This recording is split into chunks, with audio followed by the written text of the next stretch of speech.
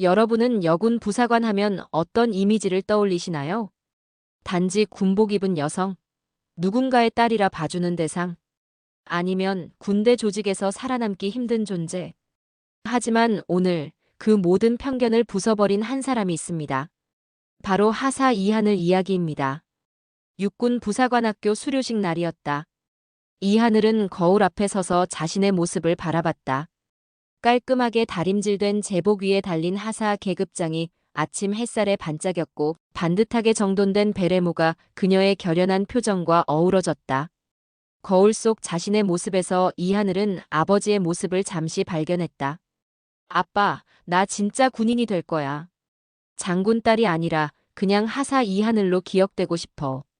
이강석 중장은 딸의 부사관 지원 결정을 처음 들었을 때 놀랐지만 곧 그녀의 의지를 존중해 주었다.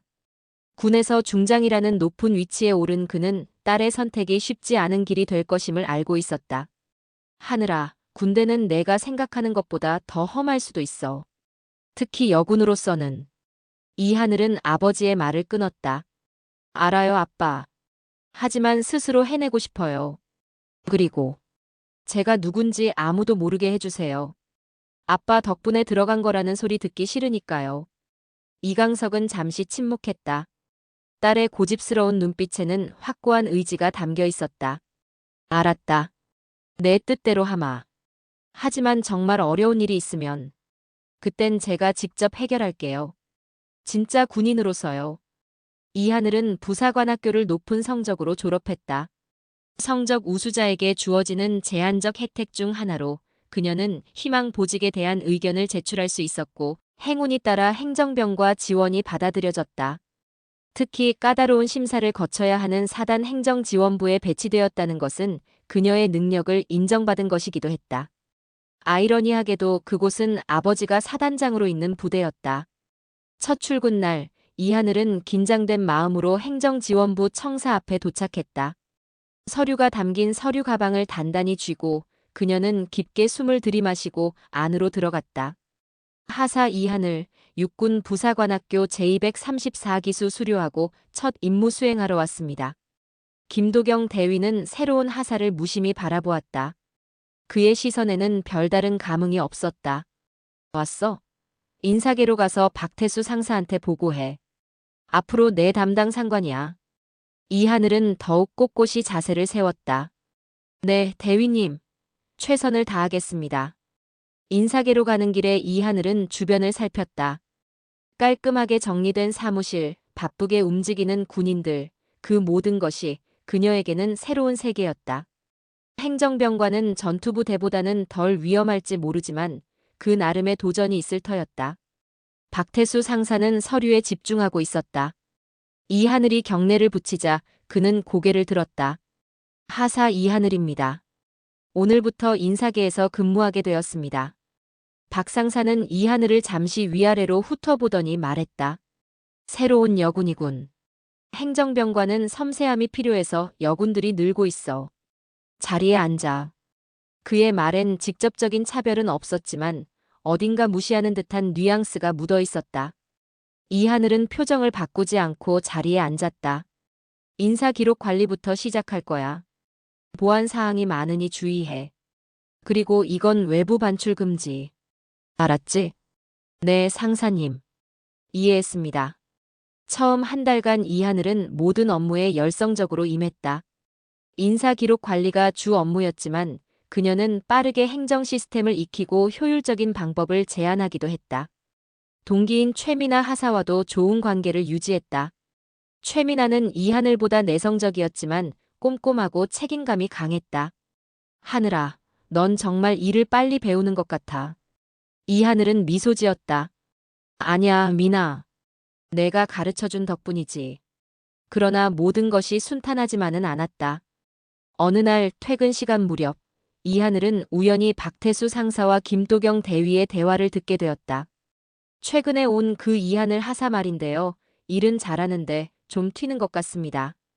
지나치게 열정적이랄까. 김도경 대위는 가볍게 대꾸했다. 일만 잘하면 되는 거 아냐? 문서 처리 속도가 빨라졌다던데. 그래도 대위님, 요즘 젊은 여자 하사들은 너무 자기 주장이 강해요. 좀 더 부드럽게 다듬어야 할 것 같습니다. 이하늘은 복도 모퉁이에 숨어 그 대화를 들으며 심장이 빠르게 뛰는 것을 느꼈다. 하지만 그녀는 흔들리지 않았다. 내가 증명해 보이겠어. 나는 특별 대우 받으려고 온 게 아니라는 걸. 그날 밤 생활관으로 돌아온 이하늘은 서랍에 넣어둔 아버지의 사진을 바라봤다. 사진 속 이강석 중장은 엄격한 표정으로 정면을 응시하고 있었다. 아빠, 걱정 마세요. 저는 제 힘으로 이겨낼 거예요. 아빠의 딸이 아닌 하사 이하늘로서요. 창밖으로는 어둠이 깊게 드리워져 있었다. 내일부터 진짜 시험이 시작될 것이라는 걸 이하늘은 아직 모르고 있었다. 이튿날 아침 이하늘이 출근하자마자 박태수 상사가 그녀를 불렀다. 사무실 문턱을 넘어서자 박 상사의 표정은 어제와 달리 더욱 권위적으로 바뀌어 있었다. 이하늘, 대위님 보고용 자료 정리해야 하는데 내가 해.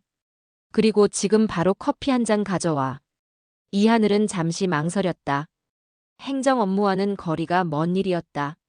하지만 신임 하사로서 상관의 지시를 거부할 수는 없었다. 네, 상사님. 당장 하겠습니다. 보고 자료 정리는 예상보다 복잡했다. 단순 분류가 아니라 내용을 확인하고 일일이 사본을 만들어야 했다. 이하늘은 점심시간도 거르며 작업에 몰두했다. 문서 작업이 끝나갈 무렵 박 상사가 다시 나타났다. 이하늘, 오늘 청소 담당 병사가 연가 나갔어. 내가 대신 사무실 청소해. 이하늘은 잠시 의아했다. 상사님, 청소는 당번 일정이 있지 않습니까? 박 상사의 눈이 가늘어졌다. 내가 새로 왔으니까 부대 구석구석 익힐 좋은 기회 아니야? 행정 업무만큼 중요한 게 부대 환경 관리야. 명시적인 차별은 아니었지만 이하늘은 이것이 단순한 업무 지시가 아님을 직감했다. 하지만 그녀는 감정을 억누르며 담담히 대답했다. 네, 상사님. 알겠습니다. 청소를 마치고 나오는 길에 이하늘은 우연히 김도경 대위와 마주쳤다. 김 대위는 청소도구를 들고 있는 이하늘을 보고 잠시 놀란 눈치였다. 하사 이하늘, 자네가 왜 청소를? 이하늘은 경례를 붙이며 대답했다. 박 상사님의 지시였습니다, 대위님. 김 대위는 잠시 미간을 찌푸렸지만 곧 태도를 바꿨다. 그래. 박 상사가 여러모로 바쁘니까. 수고했어. 그날 저녁 최미나 하사가 이하늘에게 다가왔다. 최미나의 눈에는 걱정이 가득했다. 하늘아, 괜찮아? 오늘 하루 종일 너를 찾았는데 박 상사님이 시키는 잡일만 하고 있다고 들었어. 이하늘은 억지로 미소를 지었다.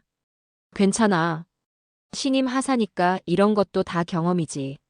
최미나는 더 낮은 목소리로 말했다. 사실 나도 비슷한 경험 있어.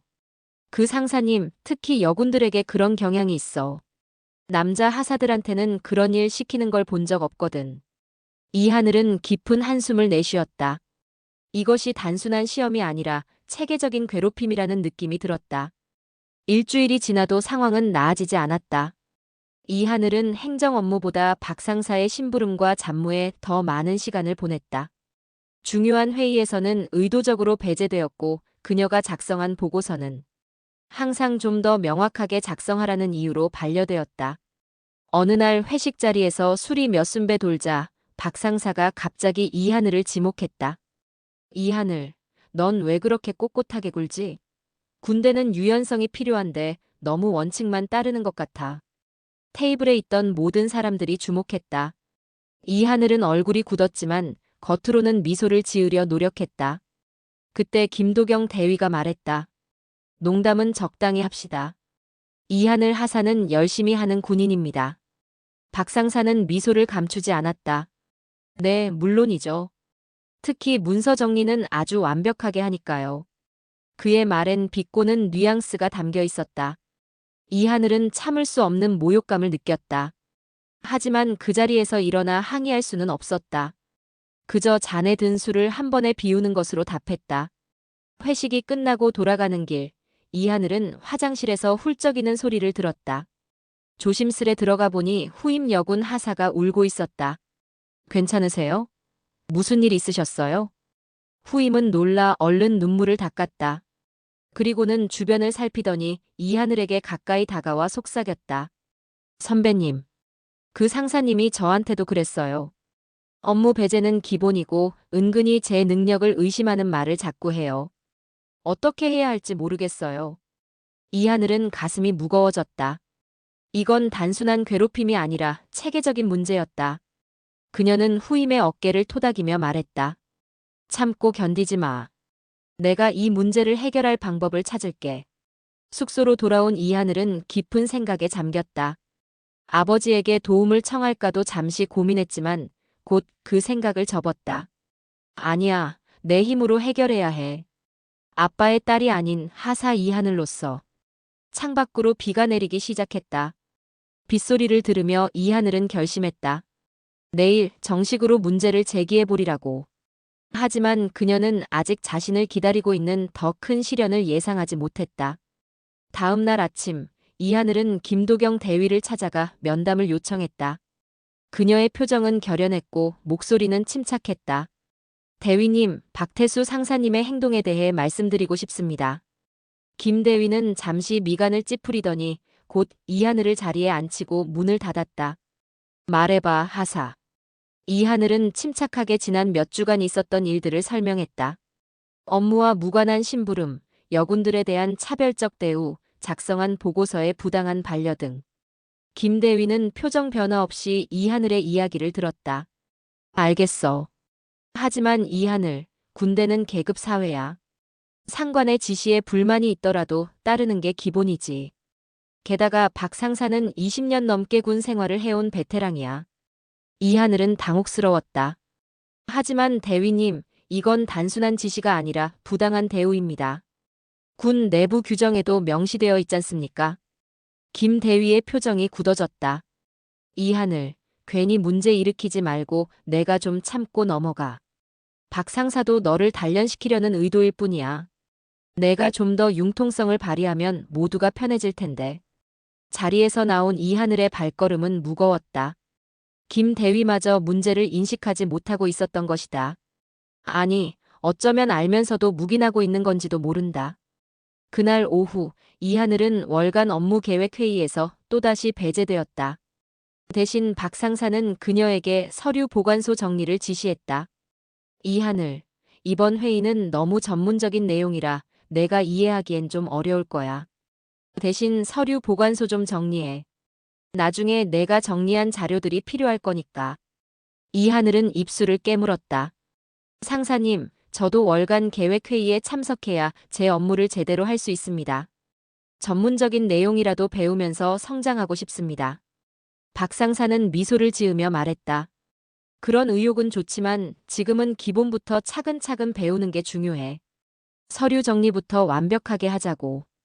교묘한 말투였지만 이하늘은 이것이 또 다른 형태의 차별임을 알았다. 회의에 참석한 다른 하사들 중에는 그녀보다 경험이 적은 남자 하사들도 있었기 때문이다. 그녀는 묵묵히 서류 보관소로 향했다. 먼지 쌓인 보관소에서 서류들을 옮기며 이하늘은 마음속으로 울분을 삼켰다. 이건 공정하지 않아. 하지만 어떻게 해야 할까?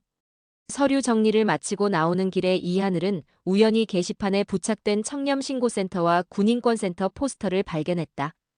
포스터에는 군 내 부조리 신고는 의무입니다라는 문구가 적혀 있었다.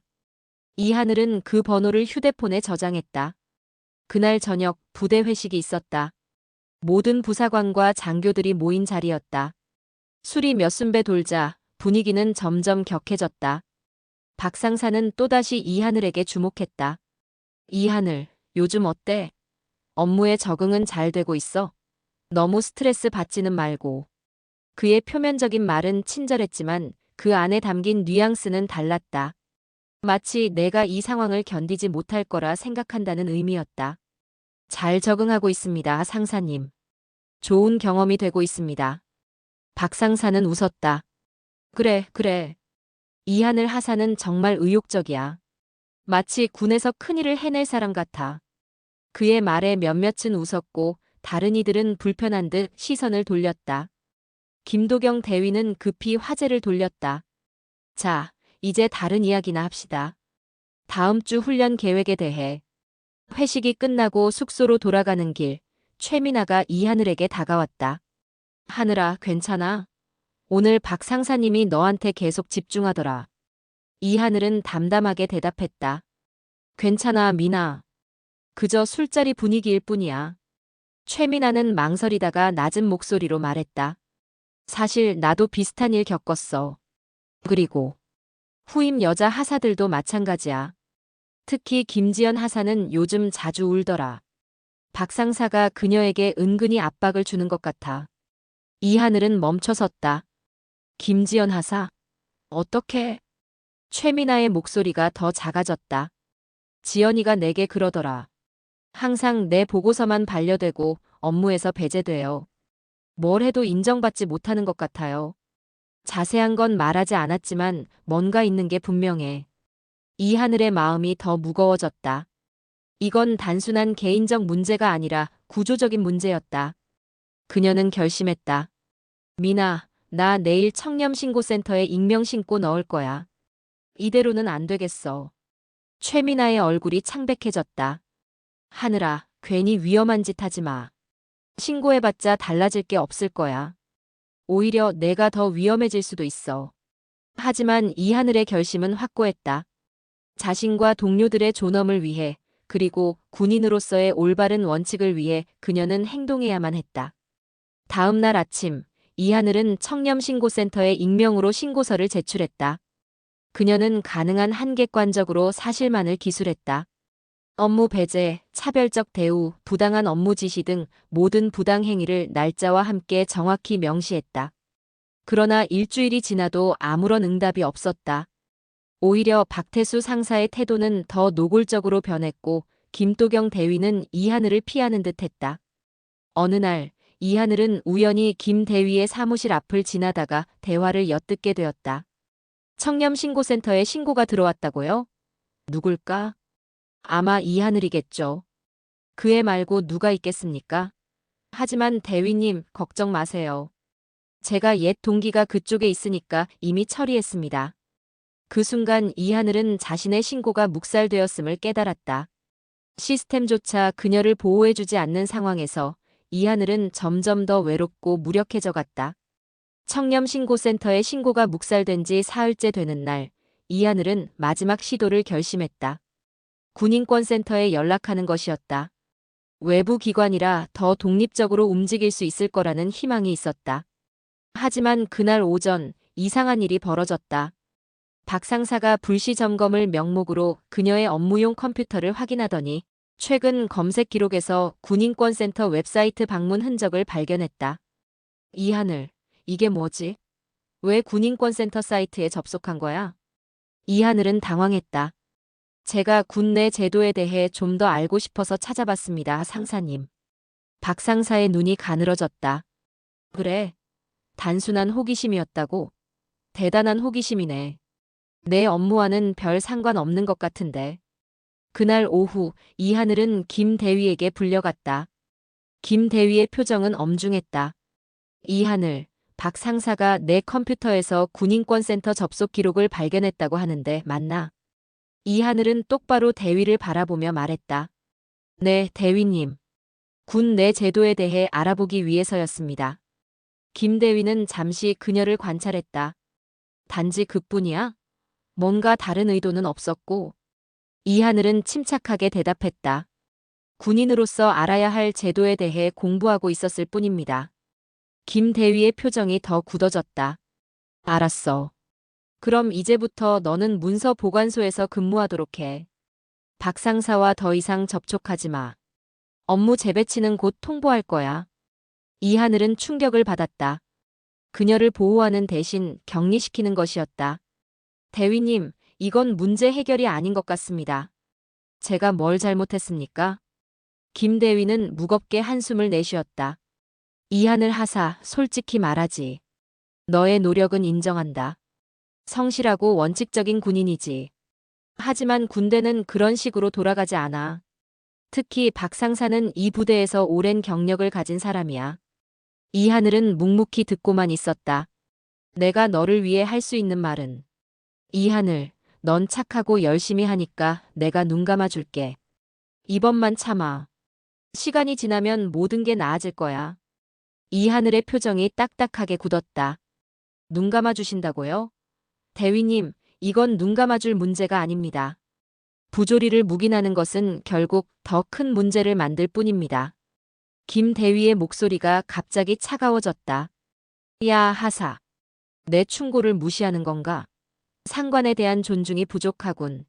자네가 특별한 존재라도 되나? 그 말에 이하늘은 답하지 못했다. 오히려 김 대위가 말을 이었다. 듣자 하니 자네 아버지가 공무원이라고? 혹시 어떤 직책인지 물어봐도 될까? 이하늘의 심장이 쿵 내려앉았다. 그들이 무언가를 의심하고 있다는 신호였다. 하지만 그녀는 침착하게 대답했다. 일반 행정직 공무원입니다, 대위님. 김 대위는 미소를 지었다. 그 미소가 이하늘에게는 더 위협적으로 느껴졌다. 그래, 물론이지. 이하늘, 내 충고를 명심해. 이 일은 여기서 끝내는 게 모두에게 좋을 거야. 사무실을 나온 이하늘은 무력감에 휩싸였다. 시스템이 그녀를 보호해주지 않았고 상관들은 문제를 묵인하거나 가담하고 있었다. 그녀가 의지할 곳은 어디에도 없었다. 그날 오후 보관소로 이동한 이하늘은 창고에서 서류 정리를 하게 되었다. 창고는 외진 곳에 있었고 그곳에서 그녀는 철저히 고립되었다. 더 이상 업무 회의에도 참석하지 못했고 동료들과의 접촉도 제한되었다. 최미나만이 가끔 그녀를 찾아와 위로했다. 하지만 최미나 역시 조심스러워했다. 그녀도 불이익을 받을까 두려웠기 때문이다. 하늘아, 정말 미안해. 내가 너에게 말해줬어야 했는데. 이하늘은 의아했다. 무슨 말이야, 미나? 최미나의 목소리가 떨렸다. 박 상사님이 내가 일으킨 문제에 대해 다른 부사관들에게 이야기했어. 너를 문제 하사로 몰아가고 있어. 모두가 너를 피하라는 암묵적인 압력을 받고 있어. 심지어 여군들조차도. 그들은 너 때문에 자신들이 더 불이익을 받을까봐 두려워해. 이하늘의 마음이 무너져 내렸다. 동료들마저 그녀를 오해하고 있었다. 그녀는 홀로 싸우고 있었다. 그게 다야, 미나? 최미나는 고개를 숙였다. 사실 나도 너랑 거리를 두라는 압박을 받고 있어. 미안해, 하늘아. 그렇게 말하고 최미나는 서둘러 자리를 떠났다. 이하늘은 혼자 남겨졌다. 완전히 고립된 채로. 저녁 식사도 거른 채 이하늘은 숙소로 돌아왔다. 방에 들어서자 그녀의 물건들이 어질러져 있었다. 누군가 뒤진 흔적이 역력했다. 아버지의 사진은 사라졌고 대신 쪽지 하나가 놓여 있었다. 특별 대우는 없다. 그냥 떠나는 게 좋을 거야. 이하늘은 주저앉았다. 모든 노력이 수포로 돌아간 듯 했다. 그녀가 믿었던 군의 원칙과 정의는 어디에도 없었다. 그저 권력과 묵인의 카르텔만이 존재할 뿐이었다. 쏟아지는 빗소리를 배경으로 이하늘은 마침내 휴대폰을 꺼냈다. 그동안 한 번도 사용하지 않았던 번호를 눌렀다. 수화기 너머로 익숙한 목소리가 들렸다. 하늘아, 무슨 일이니? 이하늘의 목소리가 떨렸다. 아빠, 나 진짜 열심히 했는데. 다 소용없어. 그녀는 모든 이야기를 털어놓았다. 박 상사의 괴롭힘, 김 대위의 묵인, 청렴신고센터의 무대응, 동료들의 외면까지. 모든 것을 말이다. 아버지 이강석 중장은 말없이 들었다. 그의 침묵이 이하늘에게는 오히려 위로가 되었다. 마침내 이강석이 입을 열었다. 하늘아, 내가 그동안 혼자 싸웠구나. 정말 자랑스럽다. 하지만 이제 더 이상 혼자 싸우지 않아도 돼. 이하늘은 눈물을 참으며 대답했다. 아빠, 난 아빠의 도움을 받고 싶지 않았어. 내 힘으로 이겨내고 싶었는데. 이건 내 힘으로 이겨낼 문제가 아니야, 하늘아. 이건 시스템의 문제지. 그리고 시스템을 바로잡는 것도 군의 원칙을 지키는 일이란다. 통화를 마친 이하늘은 창밖을 바라봤다. 빗줄기가 거세져 창문을 두드렸다. 그녀의 마음속에는 이상하게도 평온함이 찾아왔다. 이제 그녀는 혼자가 아니었다. 그날 밤 이하늘은 오랜만에 편안하게 잠들었다. 그녀는 알지 못했지만 폭풍우 속에서 또 다른 움직임이 시작되고 있었다. 오장 아버지의 침묵 끝 개입. 이하늘의 전화를 받은 직후 이강석 중장의 사무실에는 불이 밝혀졌다. 그의 표정은 평소와 달리 차갑게 굳어 있었다. 중장의 손가락이 책상 위를 가볍게 두드렸다. 그는 무언가 깊은 생각에 잠겨 있었다. 조참모. 문 밖에서 대기하고 있던 참모가 즉시 들어왔다. 네, 사단장님. 지금 행정지원부 관련 자료를 모두 가져오게. 특히 박태수 상사와 김도경 대위에 관한 모든 인사 기록과 평가서를 보고 싶네. 조 참모의 눈이 커졌다. 밤늦은 시간에 갑작스러운 요청이었다. 네, 사단장님. 혹시 특별한 이유가? 이강석 중장은 고개를 저었다. 자료부터 가져오게. 그리고 오늘 일은 보안을 유지하도록. 1시간 후 이강석 중장은 책상 위에 놓인 서류들을 꼼꼼히 검토하고 있었다. 박태수 상사의 기록에는 뛰어난 업무 성과와 함께 몇 차례의 경미한 징계 기록이 있었다. 하지만 그 징계들은 모두 적절한 처리 없이 묻혀 있었다. 이전 부대에서도 유사한 문제가 있었군. 이강석은 서류철을 덮고 깊은 한숨을 내쉬었다. 그의 딸이 겪은 부조리는 단순한 개인적 문제가 아니라 구조적인 문제였다. 그리고 그는 이 문제를 반드시 바로잡아야 한다고 결심했다. 그러나 이강석 중장은 신중했다. 자신의 딸이라는 이유로 특별 대우를 하는 것처럼 보여서는 안 됐다. 그것은 오히려 군의 원칙을 훼손하는 일이 될 테니까. 조참모 국방부 감사관실에 특별 감찰을 요청하겠네. 하지만 이 작전은 철저히 비밀로 진행해. 특히 하사 이하늘의 이름은 일절 언급하지 않도록. 조참모는 의아한 표정을 감추지 못했다. 사단장님, 갑자기 특별 감찰을 요청하시는 이유가? 군 내 부조리는 반드시 바로잡아야 하네. 내가 전 육본 감찰실장을 지낸 사람 아닌가? 그걸 보고도 넘어간다면 내 책임을 다하지 않는 거지. 이강석의 목소리에는 냉철함이 묻어났다. 그의 눈빛에서 결연한 의지가 느껴졌다. 다음 날 아침 이강석 중장은 자신의 권한으로 국방부 감사관실에 특별 감찰을 공식 요청했다. 그는 직접 서명한 문서를 전달했다. 행정지원부 내 부조리 제보에 따라 특별 감찰을 요청합니다. 이 조사는 철저한 보안 하에 진행되어야 하며 가능한 한 빠른 시일 내에 시작되기를 바랍니다. 그는 문서 어디에도 이하늘의 이름을 언급하지 않았다. 그저 익명의 제보자라고만 기재했다. 이강석은 공과 사를 철저히 구분했다. 사랑하는 딸을 위한 행동이었지만 그는 군의 원칙과 절차를 정확히 준수했다. 국방부 감사관실은 곧 응답해왔다. 이강석 중장의 요청은 신속히 승인되었고 특별감찰단이 편성되었다. 전 육본 감찰실장이었던 이강석의 요청이었기에 더욱 무게가 실렸다. 이틀 후 감찰단장이 이강석을 찾아왔다. 사단장님, 특별감찰을 위한 모든 준비가 완료되었습니다. 언제 시작하면 좋을까요? 이강석은 창밖을 바라보았다. 빗줄기가 잦아들고 있었다. 내일 아침 예고 없이 진행하게. 그리고 감찰 대상에는 지휘관부터 포함시키도록. 문제의 본질은 항상 위에서부터 시작되니까. 네, 사단장님. 하지만 제보자가 누구인지는 알 수 있을까요? 이강석의 표정이 더욱 엄숙해졌다. 그건 중요하지 않네.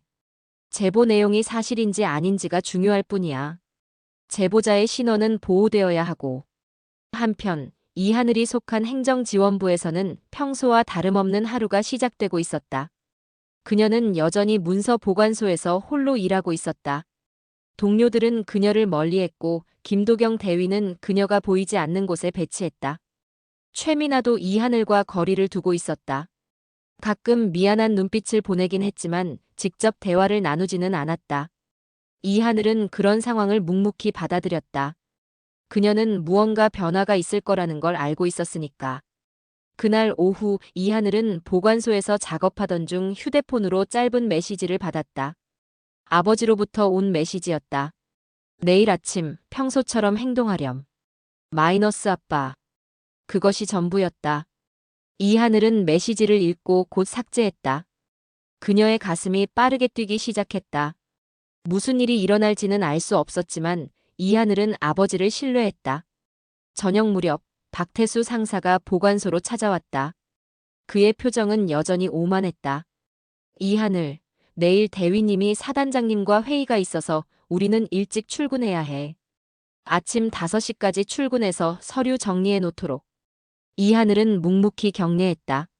네, 상사님. 박 상사는 미소를 지었다. 그래, 그런 태도가 맞아. 군인은 명령에 복종해야지. 그가 떠난 후 이하늘은 깊은 한숨을 내쉬었다. 내일은 어떤 일이 벌어질까? 혹시 아버지가 직접 찾아올지도 모른다는 생각이 들었다. 하지만 이하늘은 그런 일은 없을 거라고 스스로를 달랬다. 아버지는 그녀의 신분을 드러내지 않을 거라는 걸 알았으니까. 다음 날 새벽 5시 이하늘은 지시대로 출근했다. 캄캄한 부대 안에는 아직 몇 명만이 출근해 있었다. 이하늘은 조용히 서류 정리를 시작했다. 6시 30분 부대 내에 갑작스러운 소란이 일어났다. 여러 대의 차량이 들어오는 소리와 함께 여러 명의 군인들이 청사로 들어섰다. 이하늘은 창문을 통해 그 광경을 지켜봤다. 국방부 감사관실 소속 감찰단이 도착한 것이었다. 그들은 신속하게 청사를 둘러싸고 일부는 내부로 진입했다. 이하늘의 심장이 빠르게 뛰었다. 이것이 아버지가 준비한 일이겠구나. 얼마 지나지 않아 부대 방송이 울렸다. 행정지원부 전 인원은 지금 즉시 강당으로 집합하라. 반복한다. 행정지원부 전 인원은 지금 즉시 강당으로 집합하라. 이하늘도 서둘러 강당으로 향했다. 그곳에는 이미 많은 인원이 모여 있었고 모두의 표정에는 의아함과 불안이 교차했다. 박태수 상사와 김도경 대위도 앞자리에 앉아 있었다. 감찰단장이 단상에 올라섰다. 지금부터 국방부 특별감찰이 진행됩니다. 모든 인원은 조사에 성실히 임해주시기 바랍니다. 첫 번째로 박태수 상사와 김도경 대위는 즉시 별도 조사실로 이동해 주시기 바랍니다. 강당 안에 숨소리조차 들리지 않았다. 모두가 충격에 빠진 듯했다. 박 상사의 얼굴이 창백해졌고 김 대위는 당황한 표정을 감추지 못했다. 이하늘은 자리에 가만히 앉아 있었다. 그녀의 표정에는 아무런 변화가 없었다. 하지만 그녀의 가슴속에서는 정의가 실현되는 순간을 목격하는 희열이 피어올랐다. 강당 뒤편에서 누군가 속삭였다. 도대체 무슨 일이지? 갑자기 감찰이라니? 다른 사람이 대답했다. 누군가 신고했나 봐. 하지만 누가? 모두의 시선이 서로를 의심스럽게 바라보았다. 그러나 아무도 이하늘을 의심하지 않았다. 어쩌면 그녀는 너무 고립되어 있어서 아니면 너무 투명하게 행동해서 그랬는지도 모른다. 감찰이 시작되었다. 이제 모든 것이 바뀌게 될 거라는 예감이 이하늘의 마음을 가득 채웠다. 감찰단의 작전은 전격적으로 진행되었다. 박태수 상사와 김도경 대위가 별도 조사실로 이동한 후 감찰단장은 나머지 인원들에게 지시를 내렸다. 모든 부사관들은 담당 조사관의 안내에 따라 순차적으로 면담을 받게 됩니다. 개인 소지품, 업무용 컴퓨터, 사무실은 모두 조사 대상이니 협조 바랍니다. 이번 감찰은 철저한 보안 하에 진행되며 외부 유출을 엄격히 금지합니다. 강당에서 나오는 모든 인원들의 표정은 굳어 있었다. 누구도 이런 상황을 예상하지 못했기 때문이다. 이하늘도 다른 부사관들과 함께 조용히 자리에서 일어났다. 조사는 신속하게 진행되었다. 감찰관들은 사무실과 개인 사물함, 컴퓨터 기록까지 세밀하게 조사했다. 이전에 제출된 문서들과 결제 과정, 업무 지시 내역이 모두 검토되었다. 이하늘의 차례가 되었을 때 그녀는 담담하게 조사실로 입장했다. 조사실에는 중견 장교로 보이는 감찰관과 기록을 담당하는 부사관이 있었다. 책상 위에는 녹음기가 놓여 있었다. 하사 이하늘입니다. 감찰관은 침착한 표정으로 말했다. 앉으시오, 하사. 긴장하지 말고 사실만 이야기하면 됩니다. 이하늘은 조용히 자리에 앉았다. 감찰관은 녹음기를 켰다. 하사 이하늘, 이 부대에 배치된 지 얼마나 되었습니까? 4달이 되었습니다. 부대 생활에 어려움은 없었습니까? 이하늘은 잠시 망설였다. 그러나 이내 결심한 듯 입을 열었다. 정직하게 말씀드리겠습니다. 어려움이 있었습니다. 그녀는 모든 것을 털어놓았다. 박 상사의 차별적 대우, 업무 배제, 보고서의 부당한 반려, 그리고 청렴신고센터에 신고한 후 더 악화된 상황까지. 그녀는 최대한 객관적으로 감정을 배제한 채 사실만을 이야기했다. 감찰관은 꼼꼼히 메모하며 때때로 세부 사항을 확인하는 질문을 던졌다. 다른 부사관들도 유사한 경험을 했다고 생각하십니까? 이하늘은 신중하게 대답했다. 제가 직접 목격한 바로는 특히 여군 하사들이 비슷한 상황을 겪고 있는 것 같습니다. 최미나 하사와 김지연 하사가 그런 경우입니다. 증거가 있습니까? 이하늘은 스마트폰을 꺼냈다. 제가 경험한 일들을 기록해둔 메모가 있습니다. 날짜와 시간, 상황을 모두 기록했습니다. 감찰관은 놀란 표정을 감추지 못했다. 매우 체계적이군요. 이하늘의 조사가 끝난 후 다른 부사관들도 차례로 조사를 받았다. 감찰단은 특별히 여군 하사들의 증언에 주목했다. 처음에는 대부분이 조심스러워했지만 하나둘씩 진실을 말하기 시작했다. 최미나 하사는 처음에는 망설였지만 점차 용기를 내어 모든 것을 말했다. 네. 저도 비슷한 경험이 있었습니다. 처음에는 그저 신입 하사를 단련시키는 거라고 생각했지만 시간이 지날수록 이건 체계적인 차별이라는 생각이 들었습니다. 그녀의 목소리가 떨렸다. 이하늘 하사가 처음으로 문제 제기를 했을 때 저는 두려워서 함께하지 못했습니다. 그게 가장 후회되는 부분입니다. 김지연 하사도 침묵을 깼다. 그녀는 박 상사로부터 받은 부당한 대우에 대해 증언했다. 저는 항상 중요한 업무에서 배제되었고 제 보고서는 항상 남자 하사들의 것보다 더 많은 수정을 요구받았습니다. 그리고 여자는 세부 사항을 못 본다라는 식의 발언을 간접적으로 들어야 했습니다. 감찰단은 모든 증언을 기록했다. 그들은 박태수 상사의 사무실과 컴퓨터도 철저히 조사했다. 그곳에서 몇 가지 중요한 증거들이 발견되었다. 과거 다른 부대에서도 유사한 민원이 있었던 기록, 여군 하사들의 평가에 불공정한 기준을 적용한 흔적, 그리고 청렴 신고를 무마하기 위해 지인에게 보낸 메시지 기록까지. 감찰 이틀째 상황은 더욱 명확해졌다. 감찰단은 이제 박태수 상사뿐만 아니라 김도경 대위, 그리고 청렴신고센터 신고를 묵살한 관계자들까지 조사 범위를 넓혔다. 특히 주목할 만한 것은 거짓말 탐지기 검사였다. 거짓말 탐지기 앞에 앉은 박 상사는 분명히 동요하고 있었다. 상사님, 여군 하사들에게 고의적으로 차별적인 대우를 했습니까? 아닙니다. 모든 하사들에게 동일한 기준을 적용했습니다. 그의 답변이 끝나자 검사관은 의미심장한 표정으로 감찰관을 바라봤다. 그리고 고개를 살짝 젓는 것으로 답변의 신뢰성에 의문을 제기했다. 이러한 과정을 거치며 박태수 상사는 점차 방어선이 무너지기 시작했다. 그냥 군대 문화라고 생각했습니다. 박태수 상사는 자신의 행동을 정당화하려 했다. 그냥 군대 문화라고 생각했습니다. 제가 신참 때도 이런 식으로 단련받았으니까요. 여자들이 군대에 더 많이 들어오면서 적응이 힘들었을 뿐입니다. 감찰관은 냉정한 표정으로 물었다. 상사님이 말씀하신 단련과 체계적인 차별은 다른 문제입니다. 특히 여군 하사들에게만 적용된 이러한 관행이 정당화될 수 있다고 생각하십니까? 박 상사는 말문이 막혔다. 김도경 대위의 상황도 마찬가지였다. 그는 부하의 부조리를 알고도 묵인했다는 책임을 면하기 어려웠다. 저는 직접 지시한 적은 없습니다. 다만 상황을 파악하지 못한 점은 인정합니다. 감찰관은 서류 하나를 꺼냈다. 대위님, 이하늘 하사가 직접 보고했을 때 어떤 조치를 취하셨습니까?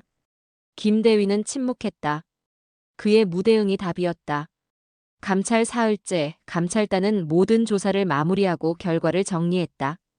그들은 증거와 증언을 바탕으로 명확한 결론을 내렸다. 박태수 상사 업무 외 부당 지시, 차별적 업무 배정, 직권 남용 등으로 징계 및 보직 해임. 김도경 대위 관리 감독 소홀, 부조리 묵인으로 인한 책임 인정, 타 부대 전출. 청렴신고 묵살 관계자 직무유기로 징계. 결과가 나오기까지 이하늘은 평소와 똑같이 업무를 수행했다. 그녀는 여전히 문서 보관소에서 일했고 다른 하사들과의 교류도 최소화했다. 하지만 이제 부대 내 분위기는 확연히 달라져 있었다. 다른 부사관들은 이하늘을 새롭게 바라보기 시작했다. 처음에는 그녀가 감찰의 시작점이라고 생각하지 않았지만 조사가 진행될수록 그녀의 용기가 이 모든 변화를 가져왔다는 사실을 깨닫기 시작했다. 몇몇은 그녀에게 다가와 말을 걸기도 했다. 이하사, 정말 용기 있었어. 우리는 모두 알고 있었지만 아무도 말하지 못했어. 최민아도 이하늘에게 다가왔다. 그녀의 눈에는 미안함이 가득했다. 하늘아, 미안해. 내가 너를 외면해서. 그때 함께 싸웠어야 했는데. 이하늘은 미소를 지었다. 괜찮아, 미나. 내가 잘못한 게 아니야. 시스템이 우리를 그렇게 만든 거지. 감찰 결과가 공식적으로 발표되던 날 대대 회의가 소집되었다. 모든 인원이 강당에 모였고 감찰단장이 단상에 올랐다. 행정지원부 감찰 결과를 발표하겠습니다. 이번 조사에서 다수의 부조리가 확인되었으며 관련자들에 대한 징계 조치가 결정되었습니다. 감찰단장은 결과를 차분히 발표했다. 박태수 상사와 김도경 대위의 얼굴은 굳어 있었다. 그들은 이미 자신들의 처분을 통보받은 상태였다. 마지막으로 한 가지 말씀드리겠습니다. 정의는 특별한 누군가를 위해 있는 것이 아닙니다. 이 부대의 명예를 위해, 군의 원칙을 위해 바로잡는 것입니다. 우리 군은 계급과 성별에 상관없이 모든 군인이 존중받아야 합니다. 강당 뒤편에 앉아있던 이하늘은 조용히 그 말을 새겨들었다. 그녀는 여전히 자신의 신분을 숨긴 채 그저 한 명의 하사로서 그 자리에 있었다. 아무도 그녀가 이 모든 일의 시작점이라고 공식적으로 말하지 않았다. 회의가 끝나고 모두가 자리를 떠날 때 최민아가 이하늘에게 다가왔다. 하늘아, 정말 대단해. 내가 우리 모두를 위해 싸워준 거잖아. 이하늘은 고개를 저었다. 아니야, 미나. 난 그저 올바른 일을 했을 뿐이야.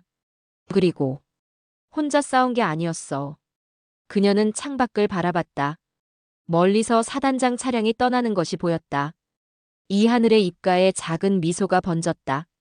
그날 저녁 이하늘은 아버지로부터 짧은 메시지를 받았다. 자랑스럽다, 하늘아. 아빠. 이하늘은 메시지를 읽고 잠시 미소를 지었다. 이제 그녀는 진정한 군인으로서 첫 번째 전투에서 승리한 것이었다. 그것도 자신의 힘과 원칙으로. 박태수 상사와 김도경 대위가 부대를 떠나는 날 아무도 그들을 배웅하지 않았다. 새로운 지휘관들이 부임했고 부대는 새로운 시작을 알렸다. 이하늘은 이제 보관소에서 벗어나 본연의 행정 업무를 수행하게 되었다. 하지만 이하늘은 아직 결정을 내려야 했다. 이 부대에 계속 남을 것인가 아니면 새로운 시작을 할 것인가.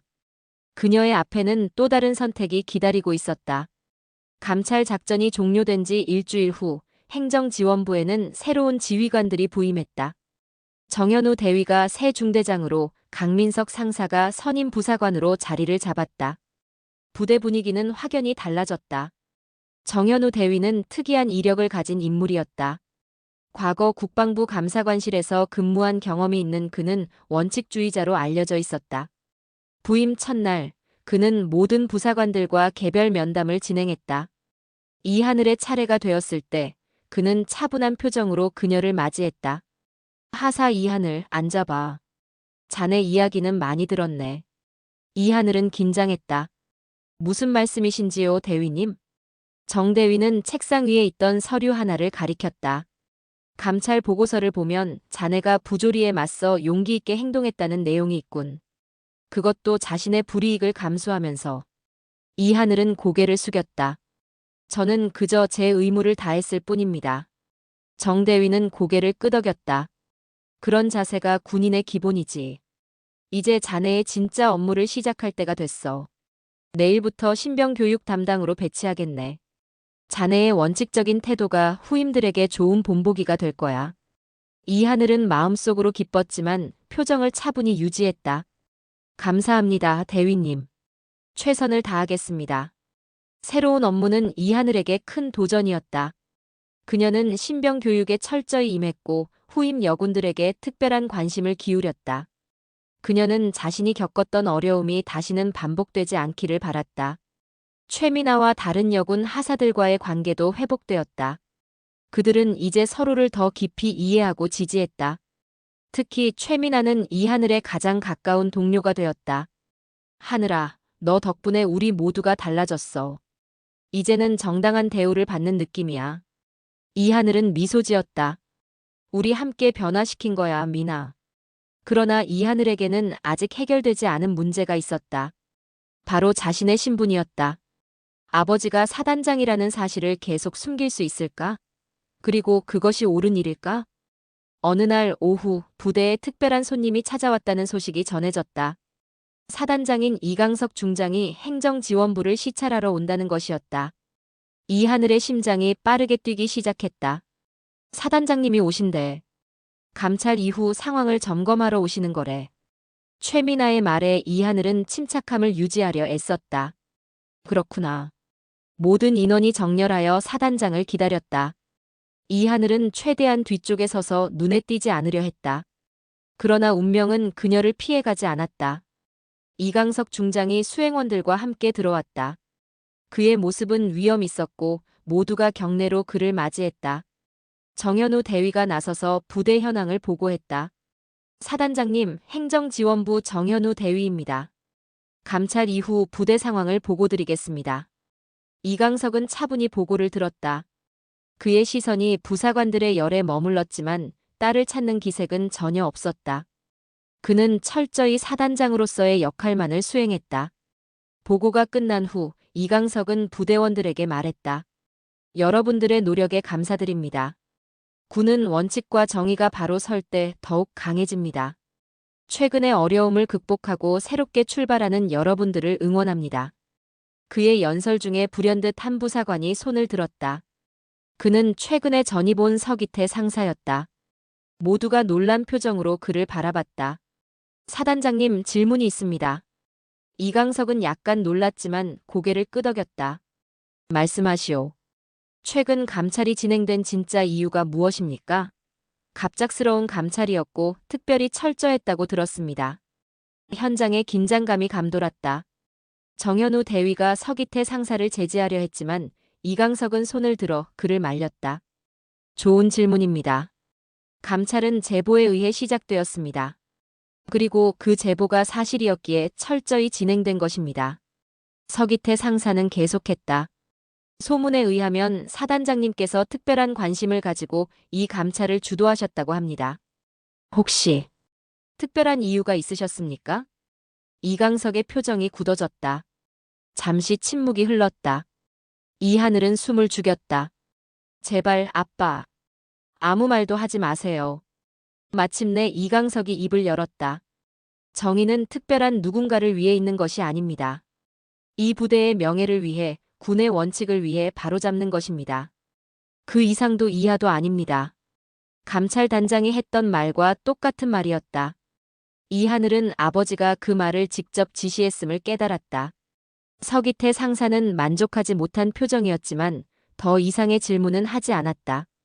이강석은 부대원들과 악수를 나누며 자리를 떠날 준비를 했다. 그때였다. 이강석이 부사관들의 열을 지나가다 이하늘과 마주쳤다. 그들의 눈이 마주쳤고 잠시 정적이 흘렀다.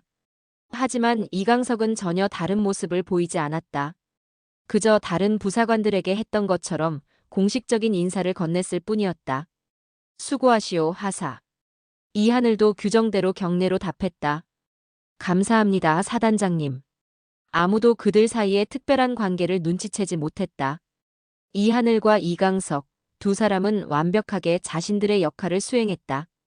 시찰이 끝나고 이강석이 떠난 후 부대는 다시 일상으로 돌아갔다. 하지만 서기태 상사의 의심은 사라지지 않은 듯했다. 그는 계속해서 주변에 질문을 던졌고 특히 이하늘에게 관심을 보였다. 어느 날 그는 이하늘에게 직접 다가왔다. 이하늘 하사, 잠시 이야기 좀 할 수 있을까? 이하늘은 경계심을 숨기며 대답했다. 네, 상사님. 자네가 이번 감찰의 핵심이었다고 들었네. 용기 있는 행동이었어. 감사합니다, 상사님. 하지만 저는 그저 제 역할을 했을 뿐입니다. 서기태는 의미심장한 미소를 지었다. 흥미롭군. 내가 예전에 사단장님과 함께 근무한 적이 있어. 그분의 성은 이씨지. 혹시 자네와 관련이. 이하늘의 심장이 멈추는 듯 했다. 그러나 그 순간 최민아가 급히 다가왔다. 하늘아, 대위님께서 급히 찾으세요. 서기태는 아쉬운 표정으로 물러났다. 나중에 계속 이야기하지. 사무실로 돌아가는 길, 최민아가 이하늘에게 속삭였다. 서기태 상사가 자꾸 너에 대해 묻더라. 왠지 수상해서 끼어들었어. 이하늘은 고마운 마음에 미소를 지었다. 고마워, 미나. 그날 저녁, 이하늘은 깊은 생각에 잠겼다. 자신의 신분이 밝혀질 위험이 커지고 있었다. 어쩌면 이제는 모든 것을 솔직하게 밝히고 자신의 진짜 모습으로 살아갈 때가 된 건지도 모른다. 다음 날 아침, 이하늘은 정현우 대위에게 면담을 신청했다. 그녀는 결정을 내렸다. 더 이상 숨기지 않겠다고. 대대회의가 소집되었고 정현우 대위가 중요 발표를 했다. 오늘 한 가지 공지가 있습니다. 하사 이하늘이 다른 부대로 전출을 요청했고 승인되었습니다. 그동안의 공로에 감사드립니다. 부대원들 사이에서 놀라는 소리가 들렸다. 최민아는 충격받은 표정으로 이하늘을 바라봤다. 하지만 이하늘의 표정은 평온했다. 그녀는 마침내 자신의 선택을 한 것이었다. 회의가 끝나고 모두가 자리를 떠날 때 이하늘은 뒤에 남아 앉아 있었다. 그녀의 마음은 이상하게도 가벼웠다. 비록 그녀의 정체는 끝내 밝혀지지 않았지만 그녀는 자신의 힘으로 부조리에 맞서 싸웠고 변화를 이끌어냈다. 창밖으로는 맑은 하늘이 펼쳐져 있었다. 마치 그녀의 이름처럼 새로운 시작을 약속하는 듯했다. 전출 명령을 받은 날로부터 일주일 후 이하늘은 짐을 모두 정리했다. 그녀의 사물함은 이제 텅 비어 있었다. 4달 동안의 생활이 고작 작은 가방 하나로 정리된다는 사실이 새삼묘하게 느껴졌다. 마지막 날 부대원들이 그녀를 배웅하러 모였다. 의외로 많은 사람들이 나와 있었다. 정현우 대위가 먼저 인사를 건넸다. 하사 이하늘, 비록 짧은 시간이었지만 자네가 이 부대에 가져온 변화는 크네. 새 부대에서도 좋은 활약 기대하겠어. 이하늘은 깍듯이 격려했다. 감사합니다, 대위님. 다른 부사관들도 차례로 인사했다. 심지어 서기태 상사도 진심 어린 악수를 청했다. 이하사, 처음엔 의심했지만 자네는 진정한 군인이야. 존경한다. 이하늘은 미소 지으며 그의 손을 잡았다. 감사합니다, 상사님. 마지막으로 최민아가 다가왔다. 그녀의 눈에는 눈물이 고여 있었다. 하늘아, 갑작스러운 결정이었어. 왜 그런 거야? 이하늘은 잠시 망설였다. 그리고는 조용히 대답했다. 때로는 새로운 시작이 필요한 것 같아. 그리고 언젠가 너에게 모든 걸 말해줄게, 미나. 최민아는 더 묻지 않고 이하늘을 꼭 안아주었다. 꼭 연락해. 우리는 언제나 동료야. 부대를 나서는 이하늘의 발걸음은 가벼웠다. 그녀는 비록 이 부대를 떠나지만 자신이 남긴 변화를 자랑스럽게 생각했다. 박태수 상사와 김도경 대위는 더 이상 없었고 부대는 더 건강한 방향으로 나아가고 있었다.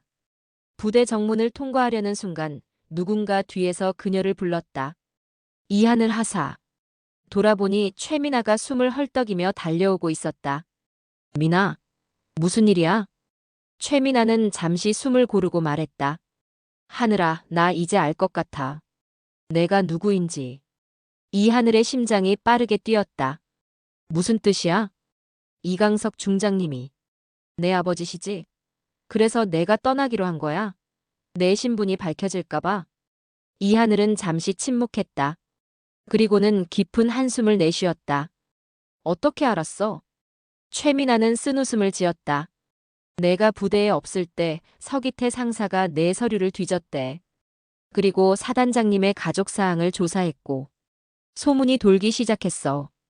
이하늘은 고개를 숙였다. 그래서 내가 떠나야 했던 거야. 아빠 덕분에 특별 대우를 받았다는 소문이 돌면 그동안의 모든 노력이 물거품이 될 테니까. 최민아는 이하늘의 손을 꼭 잡았다. 하지만 그건 사실이 아니잖아. 내가 아무에게도 도움을 청하지 않고 혼자 싸웠다는 걸 우리 모두 알아. 그리고 사단장님도 내 신분을 결코 드러내지 않으셨어. 이하늘의 눈에 눈물이 맺혔다. 그래도 이제 떠나는 게 맞아. 내가 여기 있는 한 모두가 나를 장군의 딸로만 볼 테니까. 나는 그저 하사 이하늘로 인정받고 싶었어. 최민아는 이하늘을 꼭 안아주었다. 하늘아, 너는 이미 그 이상이야. 너는 우리에게 진정한 군인이 무엇인지 보여줬어. 잠시 침묵이 흐른 후 최민아가 다시 말했다. 그런데 나만 너한테 말하러 온 게 아니야. 밖에 누가 널 기다리고 계셔. 이하늘은 의아한 표정으로 최민아를 따라 정문 밖으로 나갔다. 그리고 그곳에서 그녀는 놀라운 광경을 목격했다. 정문 앞에는 검은색 승용차 한 대가 주차되어 있었고 그 옆에는 이강석 중장이 서 있었다. 그는 군복이 아닌 평상복 차림이었다. 이하늘은 잠시 걸음을 멈췄다. 이런 상황을 예상하지 못했다. 아버지가 직접 그녀를 마중 나온다는 건 생각지도 못했다. 주변에는 아무도 없었다. 최민아는 슬쩍 뒤로 물러났고 이하늘은 천천히 아버지에게 다가갔다. 이강석의 표정은 여전히 엄격했지만 그의 눈에는 따뜻함이 깃들어 있었다. 그는 딸을 바라보며 한마디도 하지 않았다. 대신 그는 천천히 손을 들어 경례를 했다. 이 장면은 이하늘에게 강렬한 충격을 주었다. 그 경례는 아버지가 딸에게 보낸 가장 군인다운 방식의 사랑이었다. 말 한마디 없이 그저 손끝의 각도만으로 그는 딸에 대한 존경과 자부심을 표현했다. 이하늘의 눈에 눈물이 고였다. 그녀도 천천히 손을 들어 그 경례를 되받아쳤다. 그리고 처음으로 아버지를 향해 진심 어린 미소를 지었다. 햇살이 그녀의 얼굴을 비추며 마치 하늘이 이 순간을 축복하는 듯 했다. 감사합니다. 아버지. 이강석도 미소 지었다. 그것은 이하늘이 오랫동안 보지 못했던 아버지의 미소였다. 내가 자랑스럽다 하느라. 진정한 군인으로서. 내 딸로서. 두 사람 사이에 더 이상의 말은 필요하지 않았다. 그들은 서로를 완벽히 이해했다. 이하늘은 자신의 힘으로 싸워 이겨냈고 아버지는 그저 조용히 그녀의 뒤에서 지켜보았을 뿐이었다. 이강석이 차 문을 열었다. 새 부대로 함께 가자. 이하늘은 고개를 끄덕였다. 그녀는 뒤돌아 최민아를 향해 손을 흔들었다. 곧 연락할게, 미나. 최민아도 환하게 웃으며 손을 흔들었다. 꼭이야. 하사 이하늘, 건승을 빌어. 차에 오르기 전 이하늘은 잠시 뒤를 돌아봤다. 행정지원부 건물이 햇살 아래 빛나고 있었다. 그곳에서 그녀는 많은 것을 배웠고 성장했고 무엇보다 진정한 자신을 발견했다. 준비됐니? 아버지의 목소리가 들렸다. 이하늘은 미소 지었다. 네, 아버지. 이제 정말 준비됐습니다. 차가 서서히 움직이기 시작했다. 창밖으로 보이는 풍경이 점점 멀어졌다. 하지만 이하늘의 마음속에는 더 이상 두려움이나 의심이 없었다. 그저 새로운 시작에 대한 기대와 자신감만이 가득했다. 그녀는 이제 알고 있었다. 자신이 누구인지를. 장군의 딸이 아닌 그저 하사 이하늘로서 인정받는 법을. 그리고 무엇보다 진정한 정의와 원칙을 위해 싸우는 방법을. 차량이 멀어지는 동안 햇살이 이하늘의 얼굴을 비추었다. 마치 그녀의 이름처럼 맑고 푸른 하늘이 그녀의 새로운 여정을 축복하는 듯 했다. 아버지, 이제 어디로 가나요? 이강석은 잠시 미소를 지으며 대답했다. 내가 가고 싶은 곳이라면 어디든지. 이하늘은 창밖을 바라보며 생각했다. 앞으로의 여정이 어떨지는 알 수 없었지만 한 가지는 확신할 수 있었다. 그녀는 더 이상 혼자가 아니었다. 그리고 그녀의 싸움은 결코 헛되지 않았다는 것을. 차는 저 멀리 지평선을 향해 계속해서 달려갔다. 그리고 하늘은 그 어느 때보다도 맑고 푸르렀다. 누구나 마음속에. 그때 참 외로웠지 하는 순간이 하나쯤은 있잖아요. 이 하늘도 그랬고 저도 그렇고요. 혹시 지금 그 시기를 지나고 있다면 꼭 기억해 주세요. 당신은 혼자가 아닙니다. 오늘 이야기 어떠셨나요? 여러분의 이야기도 들려주세요.